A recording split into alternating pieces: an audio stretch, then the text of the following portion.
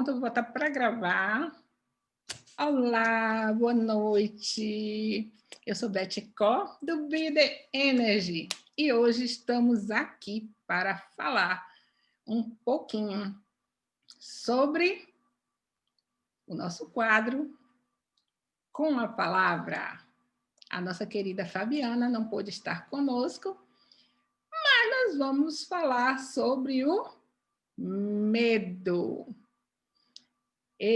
Esta emoção básica e primária do ser humano, essa emoção que todos nós sentimos em algum momento da nossa vida, ou em muitos momentos da nossa vida. Quem nunca sentiu medo? Mas será que a gente sabe mesmo o que é medo? E como é que ele está na nossa vida? O que é que ele faz com a gente? Então, a gente vai falar um pouquinho. O medo é uma emoção. Muita gente pensa que o medo é um sentimento, mas o medo não é um sentimento. As emoções, elas chegam, causam uma resposta biológica ao nosso corpo, e os sentimentos, eles são mais profundos e duradouros. A emoção, ela chega e ela vai.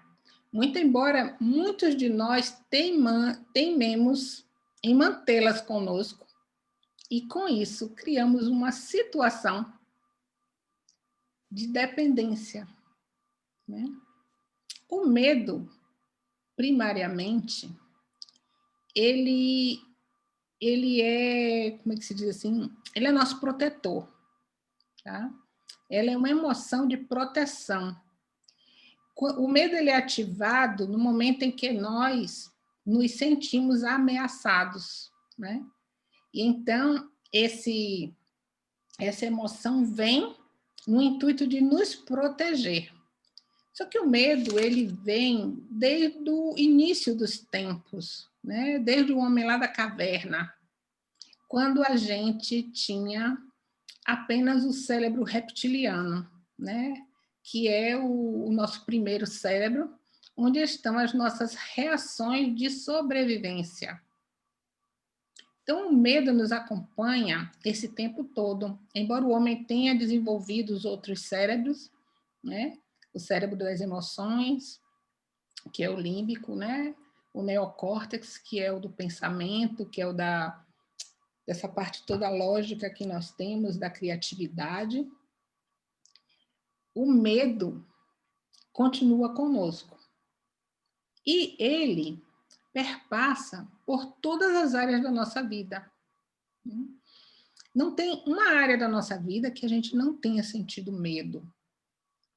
Desde que éramos pequenos, nós fomos, de alguma forma, condicionados a alguns medos. Quando a criança é pequena, que ela está aprendendo a andar, né? Que ela está engateando, que ela está se segurando, a gente começa a dizer a ela: cuidado que você vai cair, cuidado que você vai cair, cuidado que você vai se ferir. Então, isso condiciona a criança ao medo, né? De, de, de arriscar novos passos, né? De dar outros, acessar outros espaços, novos espaços. A criança, nesse momento, ela já está sendo condicionada, e muitas coisas que vão acontecendo na nossa vida vão nos condicionando e não nos permitindo acessar o nosso potencial. Como eu disse, o medo é uma emoção básica, mas nós temos também outras emoções básicas, né? Que é a alegria, a tristeza, a raiva e o nojo. Então, todas essas emoções são primárias e são básicas em todo ser humano. Significa que todos nós temos como base o medo. Em alguns momentos,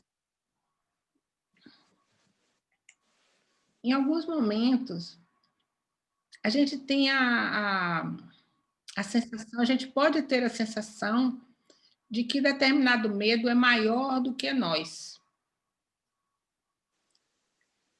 Mas não é bem assim. Porque quando a gente entra nesse aspecto emocional psicológico, existe uma coisa chamada mente, criação e imaginação, aonde nós imaginamos sobre alguma coisa e criamos. Então, muitas vezes, uma situação ela é exponenciada pela nossa imaginação. Isso acontece muito nos relacionamentos, né?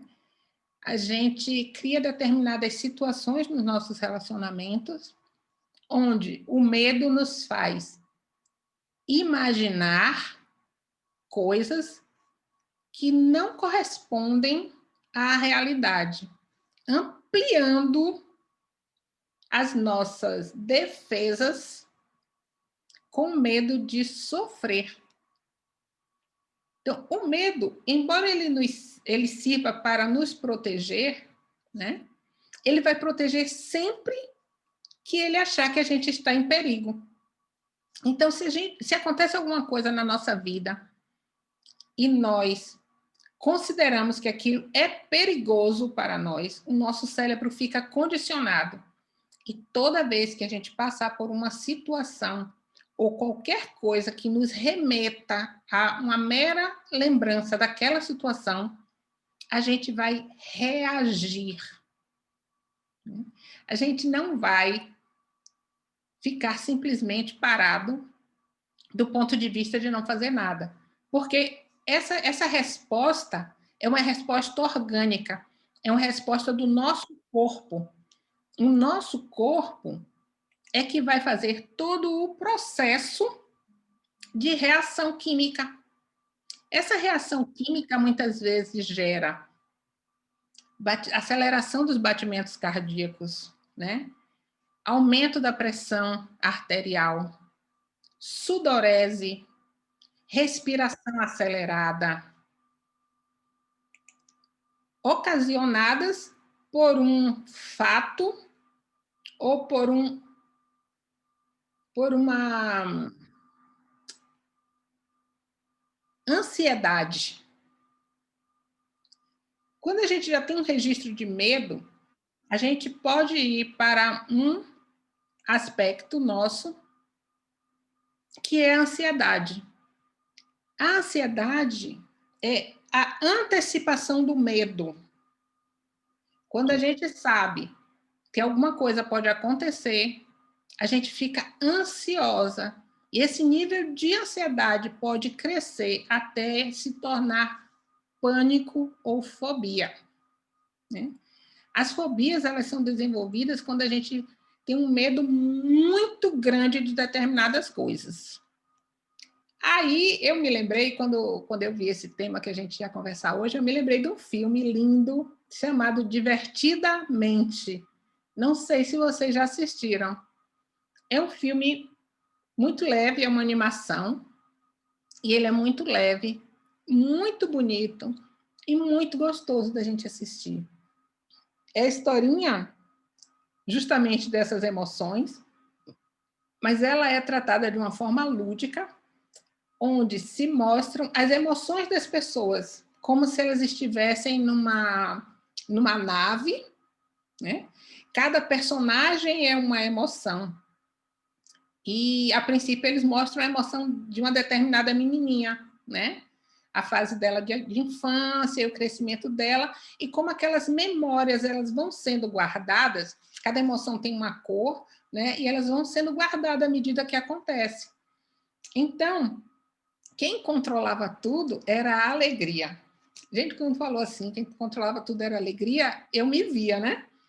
Porque na minha vida era assim, era só alegria, né? Eu não admitia que eu tivesse momentos de tristeza, né? Eu não aceitava a tristeza na minha vida.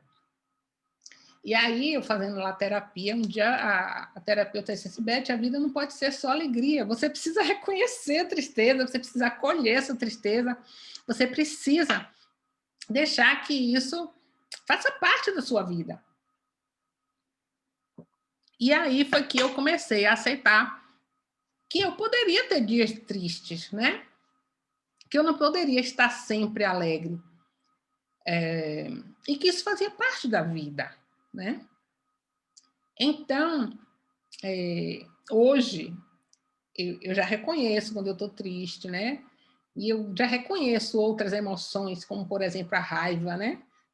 A raiva é uma emoção que a gente pode utilizá-la para fazer coisas, para realizar propósitos e objetivos, né?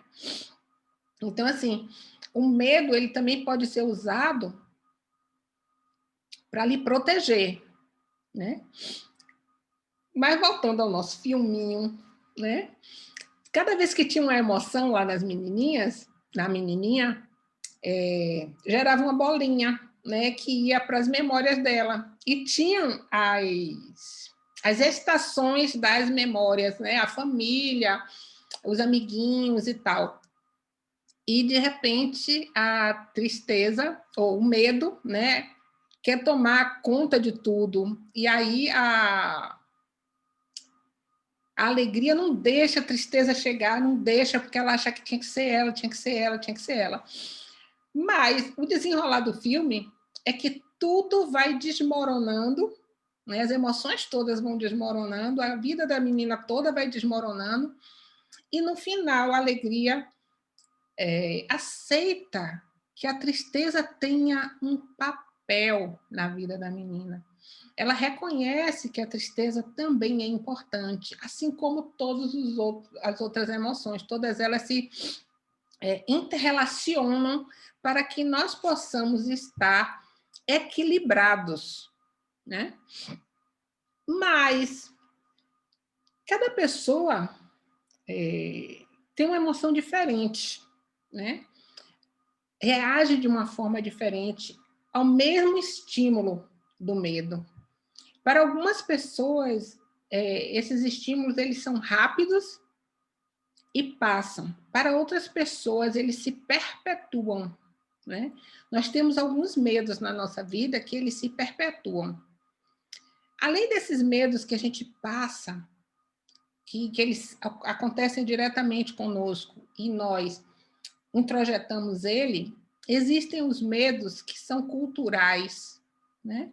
E existem os medos que são existenciais.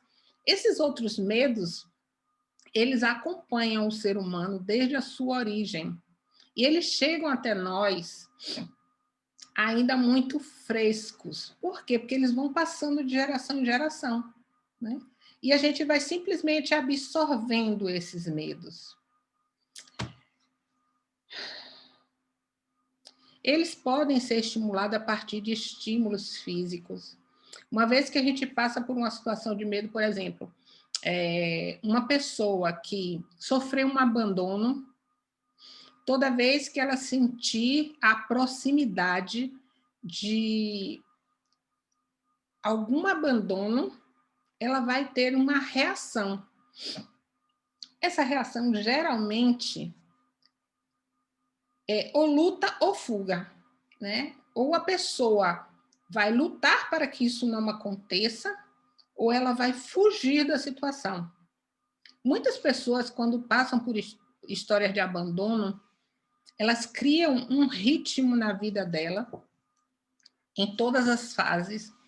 Esses ritmos são gerados inconscientemente, aonde elas abandonam antes de serem abandonadas.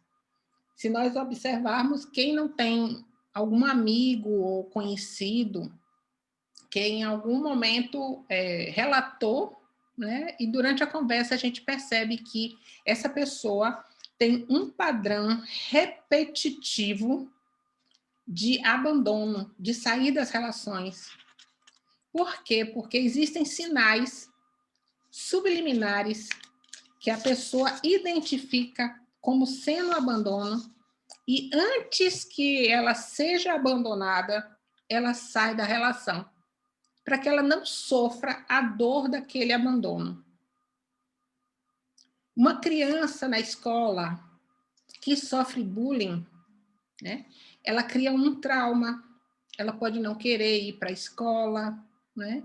Ela pode querer se afastar de outras crianças, ela pode criar uma fobia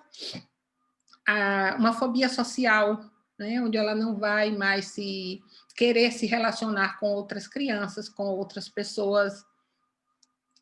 Mas a criança que faz o bullying, ela também está movida pela emoção do medo, que é o medo de ser rejeitada, é o medo de se sentir inferior, é o medo de não ser pertencente. Então, ela vai fazer este bullying, este abuso com outra criança para que ela se possa autoafirmar. Por trás de tudo isso está o medo, né? Além da luta e fuga, nós temos também o congelar e o desfalecer. E essas duas reações ao medo, elas são mais recentes, elas foram estudadas mais recentemente, e a gente também percebe que em muitos momentos nós podemos congelar em determinadas situações de medo, né? Ou já vimos alguém congelar em alguma situação de medo. E algumas pessoas apenas desmaiam, né? Passa por uma situação de medo e desmaia. O medo muito presente nas nossas vidas nos leva a um estresse muito grande, que pode desenrolar em muitas outras doenças, né? Eu passei por uma situação onde eu fui abordada por um ladrão na porta da minha casa, e ele queria me levar a bolsa, e eu reagi, né? Eu fui para a luta. Eu fui para a luta física com ele, né? Então, assim, esse é o meu perfil, né? De ir para a luta, eu não fugi.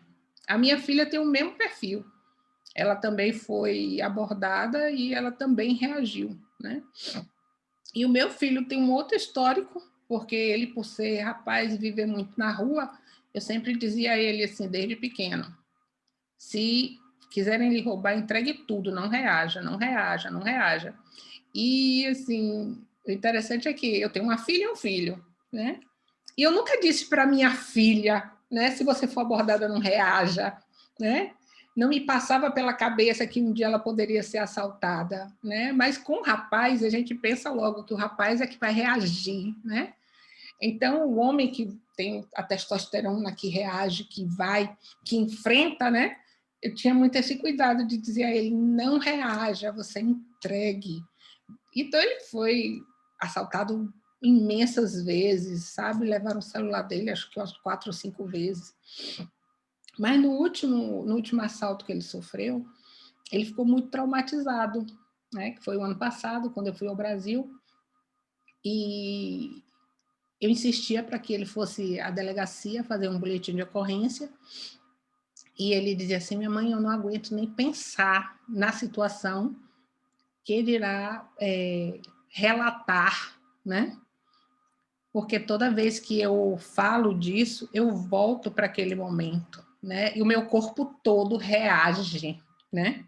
Então, se ele tinha reação física, ele retornava àquele momento e o corpo dele passava por esse mesmo nível de estresse que ele passou naquele momento. Era como se ele estivesse revivendo aquilo toda vez que tocava nesse assunto. E aí eu vou para as nossas vidas e digo assim, quantas coisas acontecem na nossa vida que nos faz retornar a um momento traumático, a um momento de medo, e o nosso corpo reage, né? E a gente treme e o coração acelera e a gente sua frio e a gente respira apressadamente apenas porque pensamos e imaginamos aquela situação. Então, o medo, ou paralisa, como diz a Ana Celeste, o medo, ele não precisa ser real para que a gente sofra a sua interferência, a sua atuação sobre o nosso corpo, sobre o nosso campo.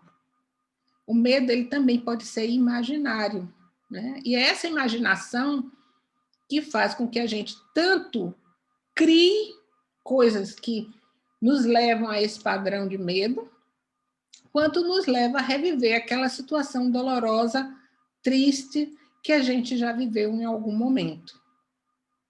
Mas aí a gente tem alguns medos que são muito comuns na humanidade, que são medos gerais, né? Onde todos nós temos, em algum grau, esse medo. Segundo Napoleão Hill, eu anotei aqui para não me esquecer, gente, os medos mais comuns da humanidade, um deles é o medo da escassez, é o medo de ficar pobre. Se nós olharmos esse medo, ele é um medo histórico e cultural, porque durante muitos séculos, né, durante toda a nossa vida, a humanidade como um todo passou por diversas situações de penúria, de profunda escassez, né, de fome, de guerra, de tristezas. Isso está embutido, né, tanto no inconsciente coletivo, quanto no nosso DNA. Então, todos nós temos o medo da pobreza, o medo de perder o que tem, e o quanto nós nos vemos, muitas vezes, lutando para manter aquilo que acreditamos que é nosso. E outra coisa que vem junto com esse medo da pobreza é o medo de perder o poder, porque quem tem dinheiro associa ter dinheiro a poder. E perder isso é sinônimo de pobreza. Então, esse é um grande medo da humanidade, né? O segundo medo é o medo de envelhecer. Quem tem medo de envelhecer? Eu não sei, eu não conheço. Não conheço ninguém, principalmente mulher, que chegou aos 30 anos e foi comprar cremes para passar no rosto, para passar no corpo, para fazer massagem. Aí, quando chega aos 40, começa a pensar em botar botox, em botar fio de ouro, em botar isso, em botar aquilo. Né? Quando chega aos 50, já está pensando em fazer correção, em fazer plástica, em fazer outras tantas coisas, tentando manter a beleza. Mas o medo de envelhecer não é um medo só ligado à beleza. É um medo que está diretamente ligado à impotência, né? É a gente acreditar que com a idade nós perdemos a nossa potência física, cognitiva, a potência de nos autocuidarmos, de estarmos de bem conosco mesmo, né? Da gente ter independência e se manter independente. Então, a velhice, né, está muito associada a isso. O medo do envelhecer, o medo de perder a juventude. Um outro medo que nós temos é o medo da doença. Quanto este medo está presente nas nossas vidas hoje, talvez na nossa geração, né, para nós, seja um momento em que estejamos, a grande maioria, não todos, focados no não adoecer com o Covid.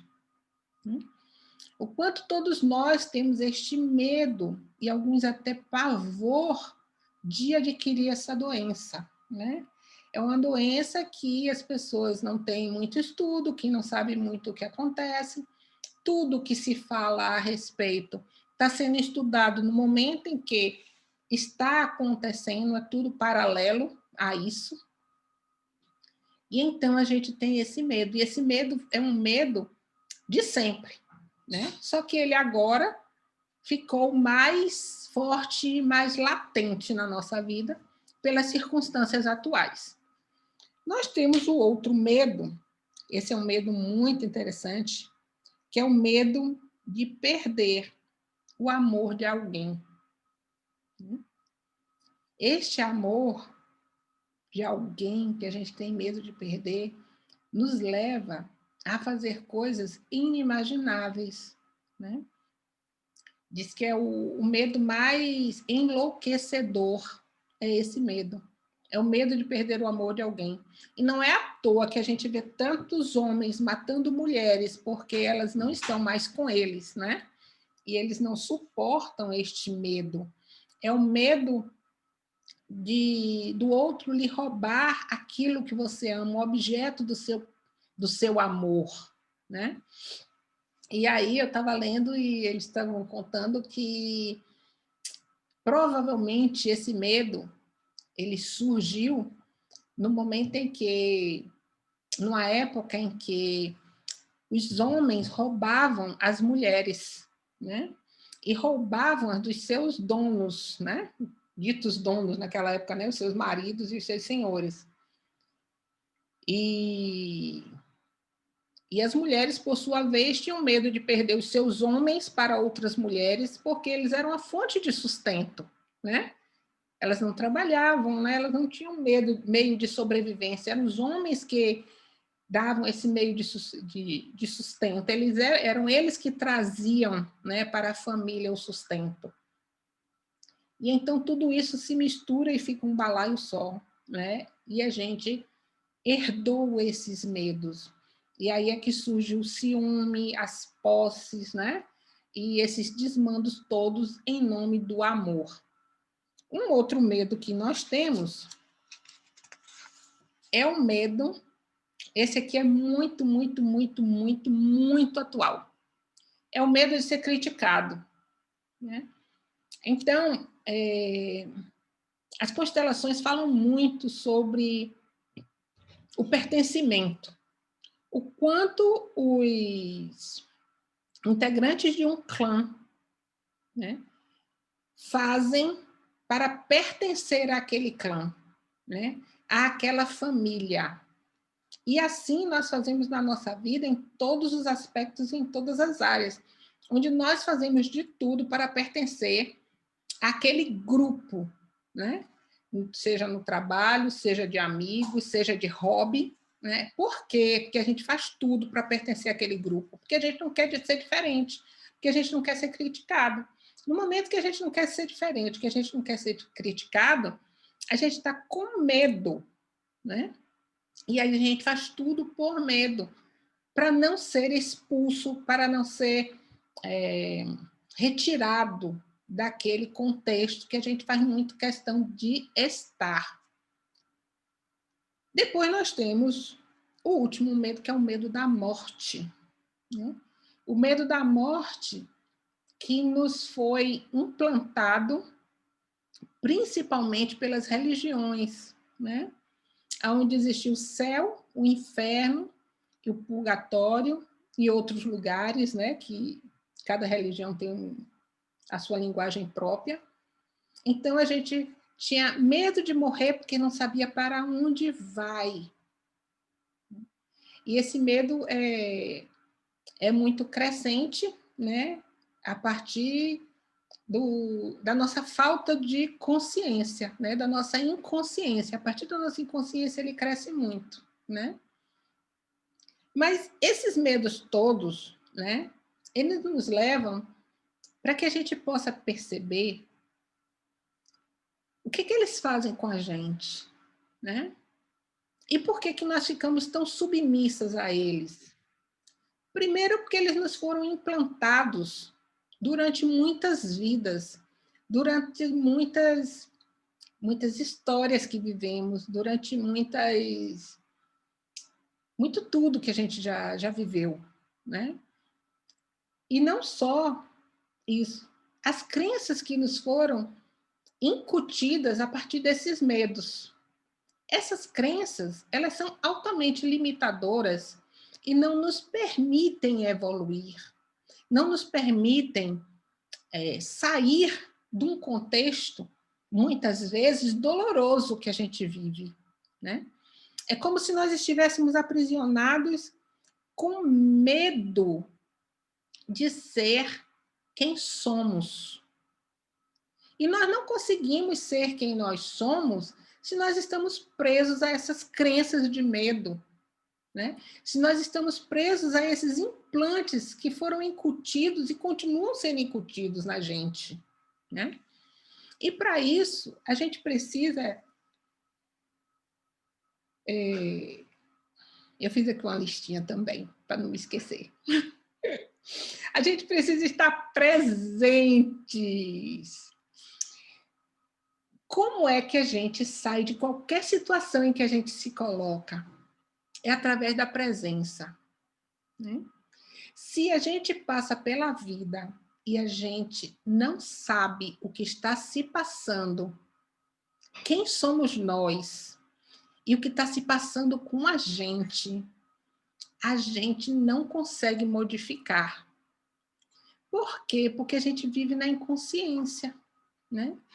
O inconsciente coletivo está aí, né? Ele já foi constituído por tudo que a humanidade viveu, dentro e fora desse planeta, tá? Nós já estamos sendo pressionados por ela, né? Nós já estamos sendo implantados por ela, né? As crenças coletivas, as crenças históricas, as crenças familiares já estão aqui também nos pressionando, né? Nós temos tudo isso já no nosso DNA, mas hoje nós temos a possibilidade de nos libertarmos de tudo isso, que é a possibilidade de expandir a nossa consciência. E a gente só consegue expandir a nossa consciência a partir da presença. Apesar de estando conectados conosco, com o nosso ser. Com o nosso ser, que é infinito. Mas nós estamos nesta realidade no corpo. E por isso, nós precisamos estar na presença. É na presença de nós conosco mesmos. É o que está se passando. Qual é a situação que eu estou vivendo hoje? O que é que isso está me trazendo? O medo ele é muito fácil da gente identificar. É uma das emoções talvez mais fáceis da gente identificar, porque ele causa essa reação fisiológica. Então, é na hora que essa reação fisiológica chegar, a gente trazer para a consciência o que estava no inconsciente. Aquilo que está me incomodando agora está no meu inconsciente. Então, eu vou trazer para o meu consciente. E trazendo para o consciente, eu posso olhar para ela de outra forma. Ela pode se revelar e pode ser liberada. Então, trazendo para a inconsciência essas informações, né, a gente consegue liberar. A mente, ela não sabe o que é real e o que é imaginário. Aí, como eu falei um pouquinho antes, quando a gente está no medo, a gente cria imaginariamente diversas situações na nossa cabeça. A Fabi sempre fala aqui de um exemplo que eu acho bem pertinente, que é o exemplo de você vai fazer uma reunião amanhã, e aí você passa a noite inteira, né, matutando aquela reunião na sua cabeça, vendo determinadas cenas, né? São 20 reuniões, 30 reuniões que você faz durante a noite, cada uma tem um desfecho diferente, né? Por quê? Porque você está com medo. Então, você imaginou, você criou tudo aquilo na sua cabeça. Só que a sua mente não sabe o que é real e o que é imaginário. Então, ela vai lhe trazer o que para ela é o que você está querendo. Então, se a gente passa parte do nosso tempo imaginando o que a gente está com medo, a gente está trazendo para a nossa realidade o que a gente não quer, o que a gente não está escolhendo. Percebe o detalhezinho? Que é isso que faz toda a diferença. É a gente estar atento, né? o que é efetivamente que eu estou criando. Porque esse medo está presente na minha vida e eu estou alimentando ele, eu estou alimentando ele, eu estou alimentando ele, eu estou alimentando ele. E à medida que eu estou alimentando esse medo, eu estou alimentando tudo que eu não estou escolhendo e eu estou trazendo tudo isso para a minha realidade. E então, qual é o antídoto? O antídoto seria nós estarmos presentes, trazer para a consciência, liberar esses medos e imaginar o oposto. Criar o oposto. Cada um é que sabe como funciona e cada um vai criar a sua operacionalização da melhor forma, da forma que for mais conveniente para você. E então, se você está com medo de fazer uma viagem de avião, por exemplo, né? Existem pessoas que têm medo de voar. Aí a gente faz o quê? A gente imagina uma linda viagem de avião, onde a gente sai de casa feliz com as nossas malas, e a gente vai para a companhia aérea e é super bem recebida, e chega no avião e senta na nossa poltrona e é super confortável. E depois a gente se vê chegando lá no nosso destino, feliz e satisfeito, com o avião inteiro e nós muito felizes e saudáveis. Esse é um excelente antídoto. Mas existem medos que a gente não consegue trabalhar no nível pessoal, no nível individual, que a gente precisa efetivamente de ajuda. E aí, quando a gente tem medos que a gente precisa de ajuda, a gente vai buscar um profissional. Um profissional que possa trabalhar no nível mais profundo e liberar esses medos. Hoje nós temos muitas ferramentas que são coadjuvantes, não são auxiliares, que liberam essas questões todas com muita facilidade. Por exemplo, as barras de Axis, né? As barras de Axis, elas são maravilhosas para liberação desses implantes todos, né? E tem muitas outras técnicas e ferramentas energéticas que a gente usa que libera muita coisa. Mas a gente pode se autoajudar, né? Estando presente, estando consciente do que está passando, quais são os medos que eu tenho, né? Por que eu tenho esses medos? Para que eu tenho esses medos? Né? Eles estão me ajudando em quê? Né? Porque, na verdade, não estão ajudando. Eles podem estar ajudando no nível de sobrevivência, né? Mas a gente tem um ganho secundário de estar alimentando este medo, né? Por que a gente não consegue dar o passo seguinte por medo? O que está nos prendendo? Quais são as crenças que estão aí por trás? O que é que eu efetivamente acredito que não me permite dar o passo na direção das escolhas? O que é que está por trás? A nossa pergunta precisa ser sempre: o que é que está por trás? Né? Por que eu repito padrões? Por que de vez em quando meu corpo todo treme ao pensar em determinada coisa? E por que às vezes eu estou com o coração acelerado e não houve um motivo aparente? Quem nunca sentiu de repente o coração acelerado sem saber por quê? Se a gente parar e fizer um momento de reflexão, a gente vai perceber que ali por trás a gente acessou um medo que foi acionado por algum estímulo externo, que pode ser uma palavra, que pode ser um cheiro, que pode ser uma lembrança. Qualquer coisa acionou aquilo e o nosso corpo reagiu. A gente não percebeu cognitivamente, mas o nosso corpo reagiu, né? A Rosane está aqui dizendo que ela tem fobia de avião, barco, lugares pequenos fechados. Cadê? Lugares pequenos fechados está o melhor. Ela viaja de avião, mas me sinto mal. Pois é, Rosane, onde está a causa raiz desse mal-estar? Né? Houve algum fato que tenha criado esse trauma? Isso também pode ser coisa de outras vidas, não necessariamente dessa vida, né? Que a gente traz, mas traz aonde, né? No nosso, nas nossas memórias, no nosso DNA, né? Isso tudo pode ser liberado, né? Eu acho que quando a gente já tem consciência do que é que está nos causando mal-estar, o medo, a gente já deu um grande passo, né? Um grande passo no sentido de se liberar dele. Pois, então, vocês têm alguma pergunta para fazer, meus amores?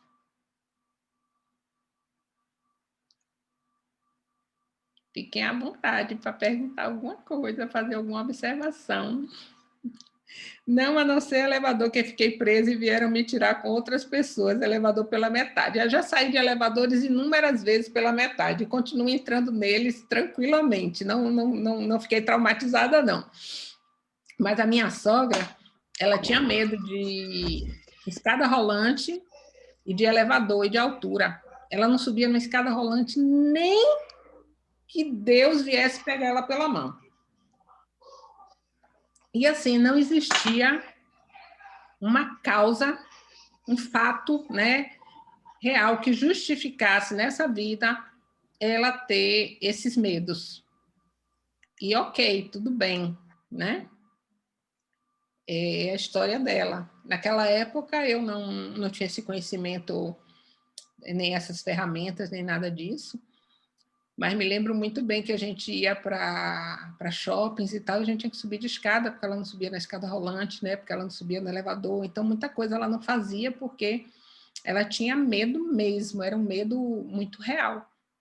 E eu já fiquei presa em elevador, o elevador aberto assim pela metade, eu tive que pular já umas 2 ou 3 vezes. Diga, Dejinha.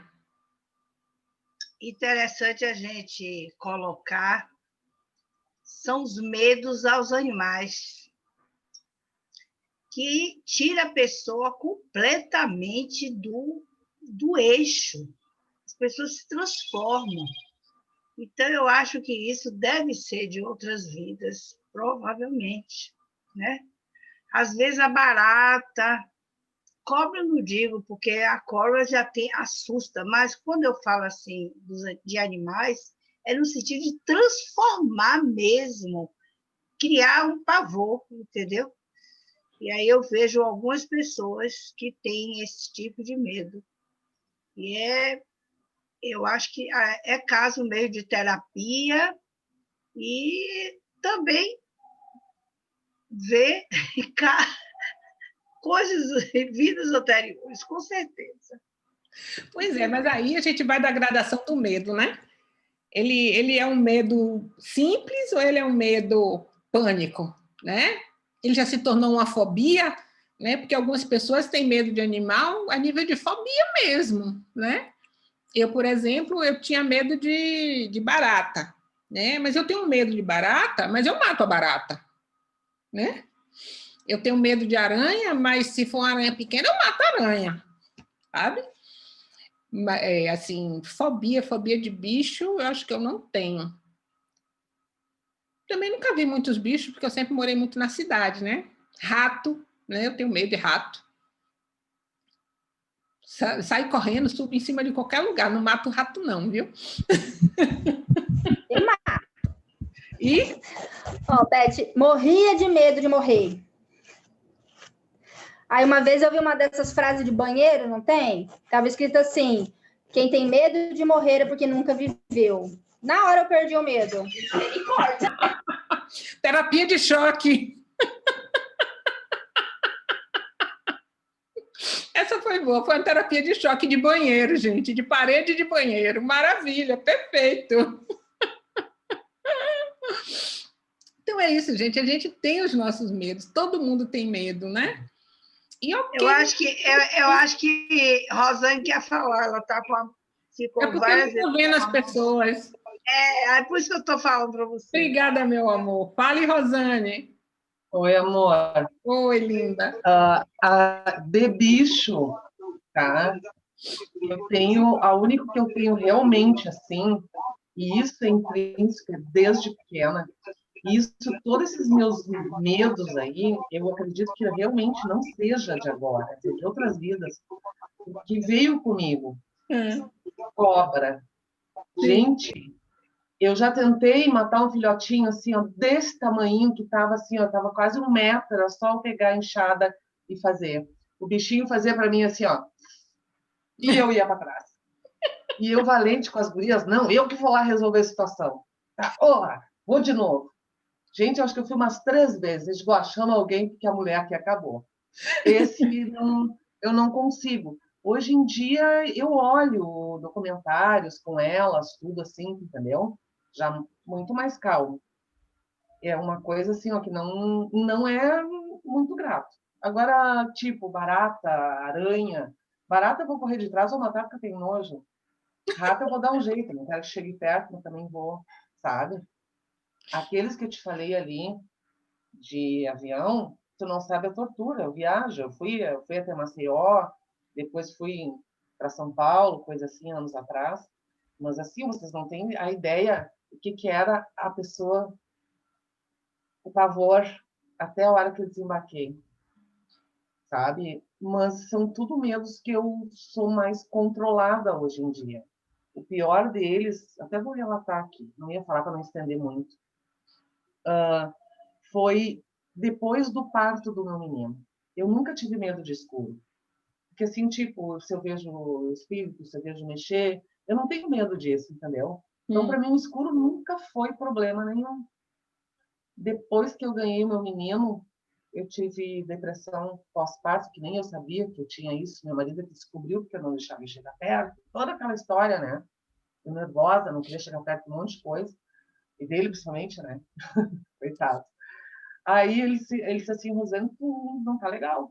E ele que me ajudou a vencer isso, né? Só que ficou uma sequela que foi o escuro. Eu quebrava, já quebrei copo, quebrei coisas naquela época, porque eu entrava em pânico se eu abrisse os olhos e eu não visse uma... Não precisa ser uma luz grande, precisa ser uma minúscula, da cor da unha, mas que eu enxergasse. Aí, o que eu fiz? Eu fui trabalhando isso comigo. Eu disse, meu Deus, eu não posso seguir assim, eu tenho meus filhos, né? E eu fui indo. Hoje em dia, eu não sou muito confortável, mas eu já não tenho. Eu apago, se eu durmo, falta luz, eu apagar no escuro, não me incomodo, até quero que fique apagado. Esse medo, pelo menos, eu consegui, né? Agora, o de lugares fechados, pequenos, é bem desconfortável para mim. Eu literalmente, eu acho que é de outra vida, porque se eu ficar num quarto ou numa peça muito pequena, principalmente, eu tenho que abrir a porta.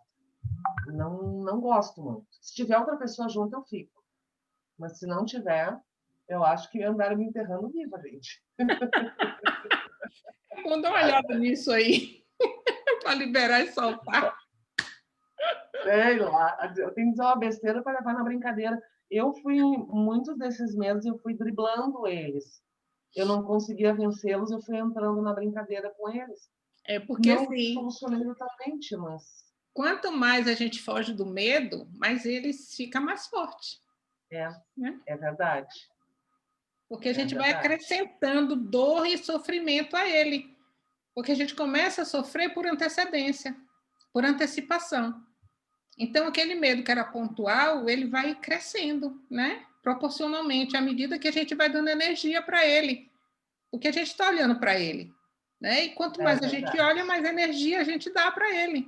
Né? E aí ele vai criando tamanho, até que ele fica maior que a gente. E aí a gente não consegue mais lidar com ele.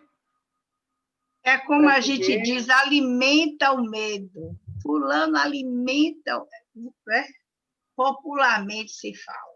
Isso. Agora, você falou uma coisa interessante sobre o medo do envelhecimento. Eu não tenho, eu às vezes até aumento minha idade, eu ainda vou fazer, tá? Eu já digo, entendeu? O que eu me preocupo é assim, chega a ser assim, pô, não chega a ser, não sei se é medo. Vocês aí vão me dizer. Eu tenho medo assim, vou dizer, hoje já estou dizendo, já eu tenho medo. Eu tenho medo assim, por exemplo, eu sei que quem tem filho casado é diferente de filho solteiro. Porque os filhos casados, eles seguem, eles têm a família, eles têm trabalho, eles têm tudo, entendeu? E aí, quando a gente vê, por exemplo, a gente envelhecer, aí eu penso, meu Deus, quem vai cuidar de mim? Aí eu fico preocupada. Olha, eu preciso ter um dinheiro para pagar alguém para cuidar de mim. Eu tenho isso, entendeu? Porque é muito fácil quando um ancião, vamos colocar essa palavra logo, está no hospital. Aí, mas se estiver em casa, com as limitações disso, daquilo, doentinho mesmo, doenças que garantindo que você vai ficar doente numa cama precisando de apoio. Não, é isso que eu digo, não sei. Não sei. Mas você já está plasmando tudo isso para você. Olha, eu sei o seguinte, meus pais, meu pai, pá, fechou e foi embora. Minha mãe ficou 2 anos em cima de uma cama, vai para o hospital, volta. Eram 3 pessoas para cuidar dela. Uhum. Então, eu não trabalhava, eu pude cuidar dela. Mas eu sei que, por exemplo, as minhas filhas, elas têm trabalho.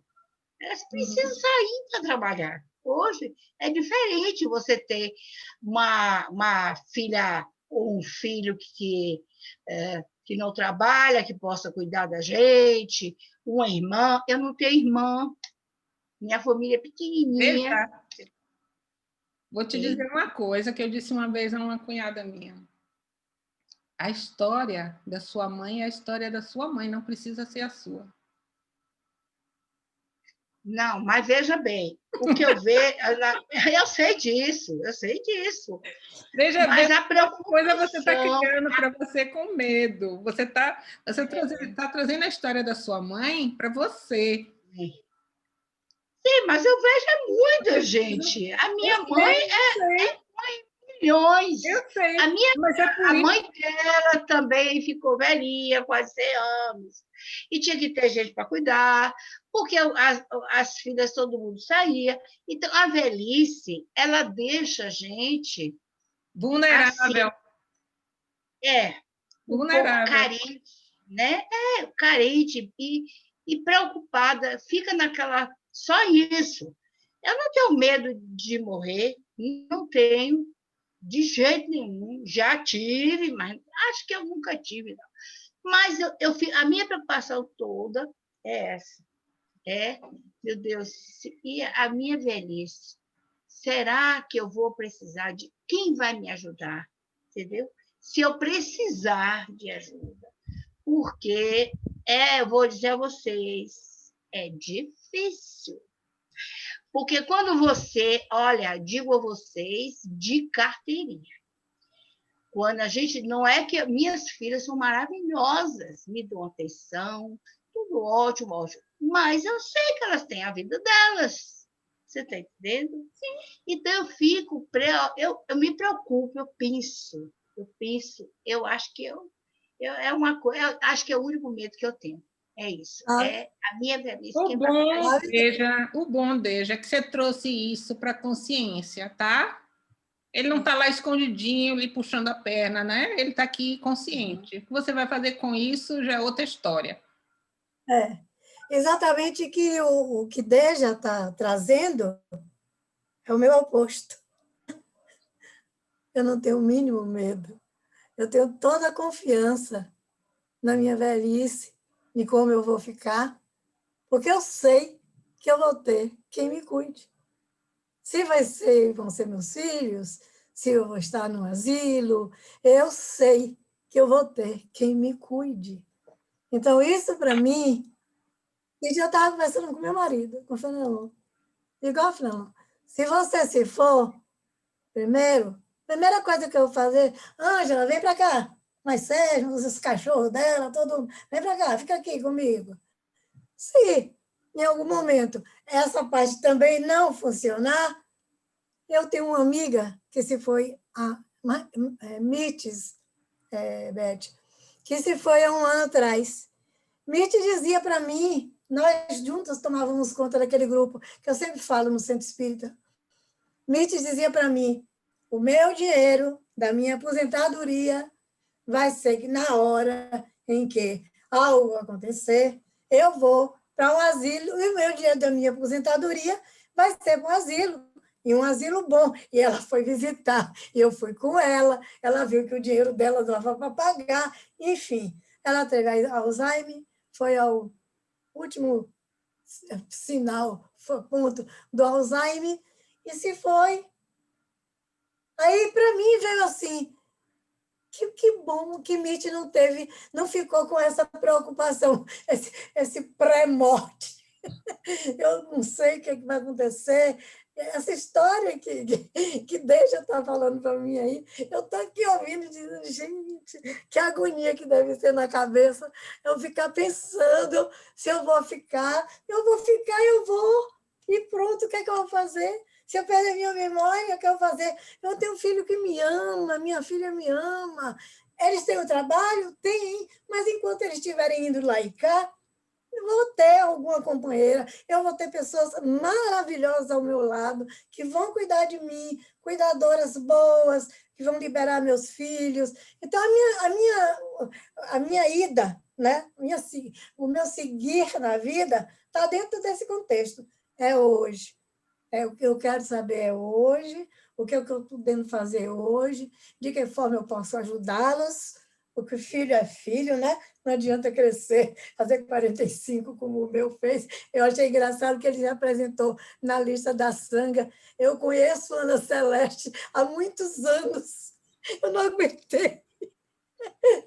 Ele podia ter dito, né, Ana Celeste, é minha mãe. Não, olha, a molequeira dele. Eu conheço a Ana Celeste há muitos anos. Aí depois eu liguei para ele, eu disse, moleque, e eu também te conheço há 45 anos.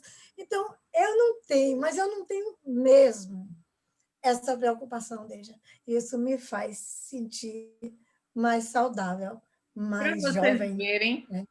Para vocês verem que todos nós somos seres únicos e individuais. Cada pessoa tem a sua experiência, cada pessoa tem a sua vida, cada pessoa tem o seu medo, que é pessoal, né? Não dá para a gente falar de um tema desse de forma genérica, porque o que é o meu medo não é o do outro, né?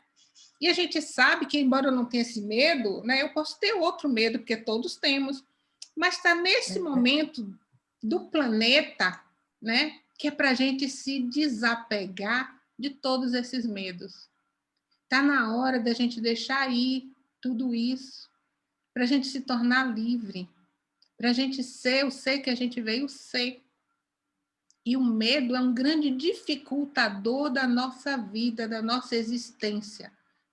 Porque a gente está trazendo para a nossa realidade coisas que não precisam estar nesta realidade. Então, vamos soltar, vamos fazer o exercício de soltar.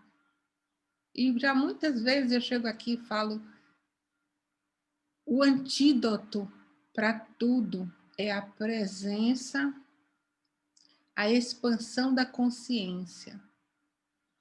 Trazer para o consciente o inconsciente. Soltar e liberar.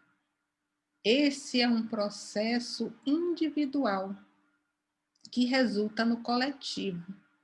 Porque toda vez que a gente se livra de alguma coisa, que a gente se libera de alguma coisa, todas as outras pessoas que estão em ressonância com aquele ponto que a gente liberou, ela também se libera. E esse é o nosso processo hoje no planeta.